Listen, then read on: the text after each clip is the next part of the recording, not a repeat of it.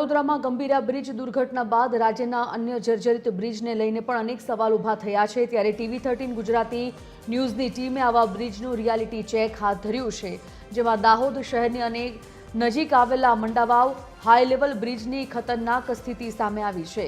1.5 કરોડના ખર્ચે 1999માં બનેલા આ બ્રિજના પાયા જાળવણીના અભાવે ધોવાઈ ગયા છે, જેના કારણે સ્થાનિક લોકોમાં ભારે રોષ અને ચિંતા વ્યાપી છે। આ બ્રિજ દાહોદના ગ્રામ્ય વિસ્તારો અને મધ્યપ્રદેશને જોડતો મુખ્ય માર્ગ છે અને તેની નજીક હાલતથી દરરોજ હજારો લોકોના જીવ જોખમમાં મુકાય છે। સ્થાનિકો હવે સરકાર પાસે તાત્કાલિક તપાસ અને કડક કાર્યવાહીની માંગ કરી રહ્યા છે। देखिए ये ब्रिज है ना, जो अपना ये गुजरात और एमपी को जोड़ता है। हम लोग यहाँ पर डेली अप डाउन करते हैं। ये ब्रिज क्या ऊपर से रिपेयरिंग कर दिया है, बाकी अंदर से खोखला है।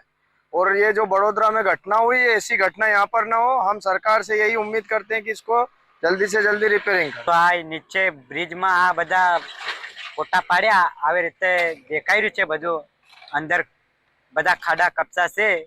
આ કેટલા વર્ષો થઈ ગયા છે। કાલે વડોદરામાં બ્રિજ પડી ગયો છે। એ રીતે આ ઘટના બની જાય તો આપણે શું કરીશું? એના માટે આનો નિકાલ કરો જલ્દી, અમારે સરકારની વિનંતી છે।